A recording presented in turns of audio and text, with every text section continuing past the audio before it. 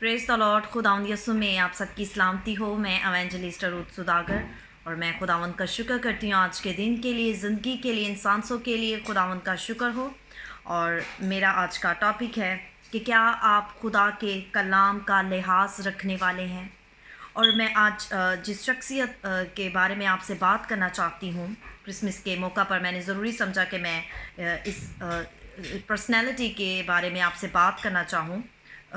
यूसुफ रास्तबाज, कलाम में यूसुफ को यूसुफ रास्तबाज भी कहा गया है, इब्ने दाऊद भी कहा गया है, बढ़ई भी कहा गया है, और यीशु मसीह का ज़मीनी बाप के तौर पर भी जो है उसको उसके बारे में कहा गया है।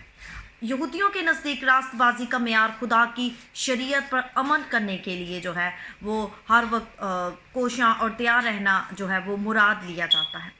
और मुकद्दस यूसुफ को कलाम में मुकद्दस में जो है वो रास्तबाज कहा गया है, और वो दूसरे लोगों की तरह अपनी बीवी को जो है वो बदनाम नहीं करना चाहता था, बल्कि चुपके से छोड़ देना चाहता था। लेकिन खुदा ने जो उसको ड्रीम्स में उसके साथ जो कलाम किया, जो पैगाम दिया, उनकी वजह से जो है वो रास्तबाज ने ऐसा नहीं किया, बल्कि उसने अपनी बीवी को इसी हालत में जो है वो कबूल किया।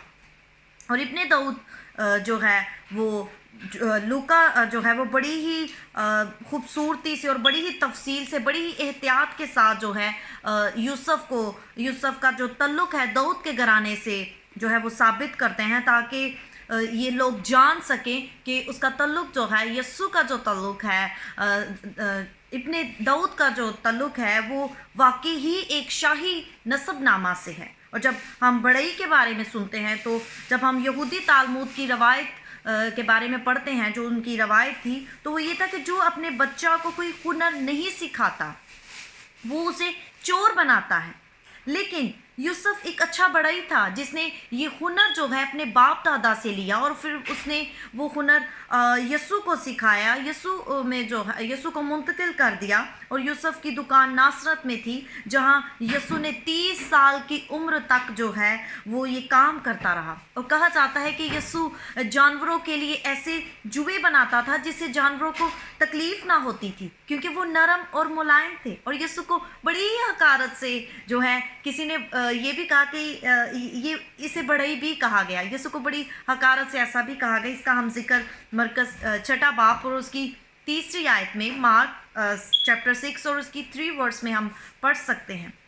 जो मैं आपके साथ आज ख़ास तौर पर मैं अपने भाइयों के साथ, मसीही भाइयों के साथ, जो बाप हैं, बेटे हैं, भाई हैं और मैरिड हैं, अनमैरिड हैं, ख़ास तौर पर मसीही भाइयों के साथ मुखातिब हूँ और खुदावंद के कलाम को लेकर उनके सामने हाजिर हुई हूँ कि खुदा का कलाम जो है वो रास्तबाज यूसुफ के बारे में क्या कहता है। और मैंने आपके साथ पहले शेयर किया कि मेरा टॉपिक है कि क्या आप खुदा के कलाम का लिहाज रखने वाले हैं।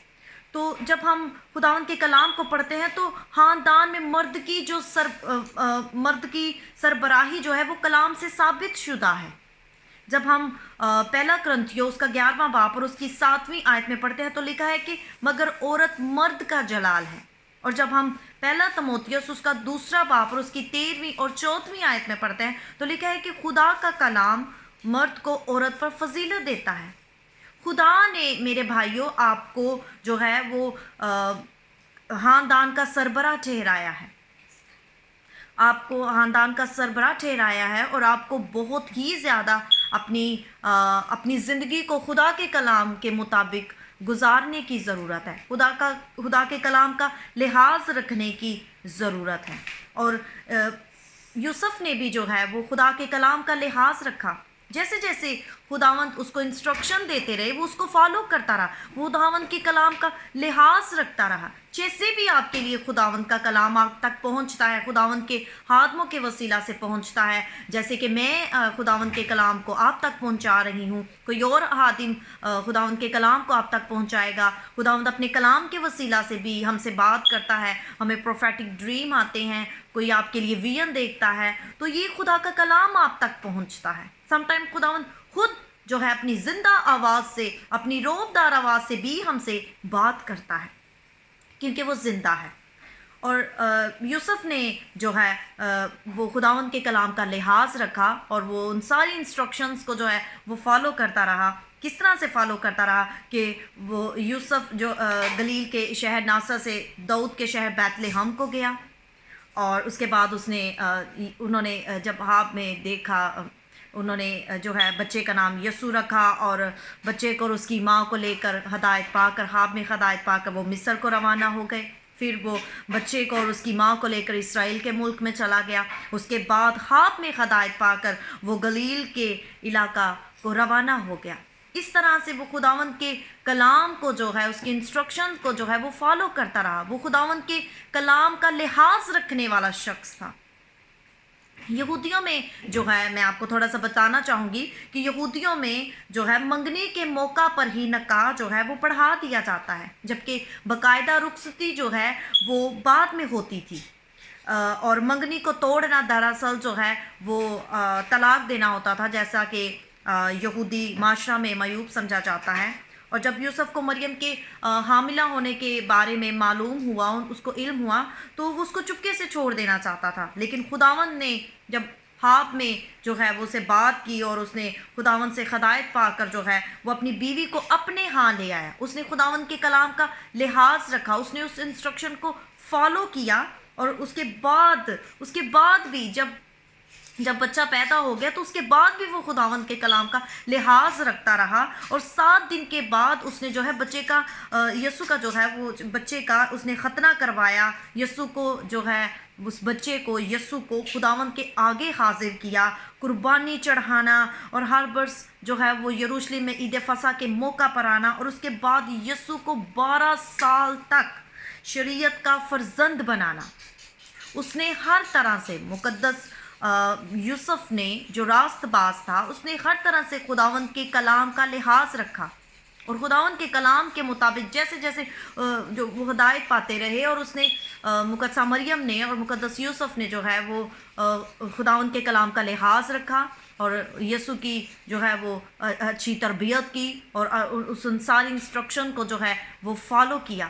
آج میرے پیارے بھائیوں، آپ کو بھی اپنی فیملی پر غور و خوض کرنے کی ضرورت ہے، اپنی زندگی پر، اپنے کردار پر غور و خوض کرنے کی ضرورت ہے، کیونکہ آپ کو خدا نے خاندان کا سربراہ ٹھہرایا ہے، اور آپ نے ان ساری انسٹرکشن کو فالو کرنا ہے. جب آپ ان ساری انسٹرکشنز کو خداوند کے کلام کے مطابق، جب آپ خداوند کے کلام کو اپنی زندگی کے مطابق، خداوند کے کلام کے مطابق اپنی زندگی کو بسر کریں گے، تو آسمان جو اس کا اچھا خزانہ ہے وہ آپ کے لیے کھل جائے گا. کیونکہ حکم ماننا قربانی چڑھانے سے بہتر ہے. اپنے اندر اوبیڈینس لانے کی ضرورت ہے، ہمیں فیتھ فل اس کے ساتھ رہنے کی ضرورت ہے. ہر طرح کی مشکل سے خداوند آپ کو محفوظ رکھے گا. وہ آپ کے بچوں کی ضرورتوں کو پورا کرے گا، وہ آپ کے جو ہے فیوچر کو سیکیور کرے گا. تو آج ہم میرے خاص طور پر مسیحی بھائیوں کو، جو باپ ہیں، بیٹے ہیں، بھائی ہیں، انہیں یہ جاننے کی ضرورت ہے کہ خدا نے انہیں خاندان کا جو ہے وہ سربراہ ٹھہرایا ہے، اور انہیں اپنی پرسنالٹی پر ورک کرنے کی ضرورت ہے. انہیں خداوند کے کلام کے مطابق اپنی زندگی گزارنے کی ضرورت ہے. اپنے بیویوں کے ساتھ جو ہے انہیں اچھا سلوک کرنے کی ضرورت ہے. اپنے بچوں کی جو ہے اپنے بچوں کے ساتھ وہ نرم رہیں، اور اپنی بیویوں کے ساتھ اچھا سلوک کریں. اپنے پیرنٹس کے ساتھ ہر ریلیشن، جس ریلیشن میں آپ بندے ہیں، خداوند نے آپ کو خوبصورت رشتے دیے ہیں، خداوند نے ہمیں خوبصورت رشتوں کی ڈوری میں کھینچا ہے، تو ہمیں ان سارے رشتوں کا بھی لحاظ رکھنے کی ضرورت ہے. خداوند نے ہمیں ان سارے خوبصورت رشتوں میں جوڑا ہے. تو آپ گھر کے سربراہ ہیں، آپ کو اپنی زندگی خداوند کے کلام کے مطابق گزارنے کی ضرورت ہے. اگر آپ خداوند کا کلام کا لحاظ نہیں رکھتے تو پلیز آپ خداوند کے کلام کا لحاظ رکھنا شروع کر دیجیے. خداوند آپ کو ڈھیر ساری برکتوں سے مالا مال کرے گا، کیونکہ یسوع جلد آنے والا ہے. وقت بہت کم ہے، اور وہ چاہتا ہے کہ سب کی توبہ تک نوبت پہنچے. وہ اپنا وعدہ پورا کرنے میں دیر نہیں کرتا، جیسی بعض لوگ سمجھتے ہیں. وہ چاہتا ہے کہ سب کی توبہ تک نوبت پہنچے. تو یسوع ہمیں نجات دینے آیا، لیکن اب وہ ان کو اپنے ساتھ لے کر جائے گا جو نجات یافتہ ہیں. وہ گناہ سے گناہگار سے جو ہے وہ پیار کرتا ہے، گناہ سے نہیں. اس لیے ہمیں ہر وقت گناہ کی حالت میں رہنے کی ضرورت نہیں، ہمیں اقرار کرنے کی ضرورت ہے۔ جب ہم اقرار کر لیتے ہیں تو ہم کامیاب ہوتے ہیں اور ہم پر رحمت ہوتی ہے۔ تو میری آپ سب سے درخواست ہے کہ آپ اس کرسمس پر اپنی زندگی خداوند کو دیں، اس کے کلام کا لحاظ رکھنا شروع کریں، کیونکہ خدا نے آپ کو آپ کے خاندان کا سربراہ ٹھہرایا ہے۔ گاڈ بلیس یو، خدا آپ سب کو ایسا کرنے کا فضل بخشے۔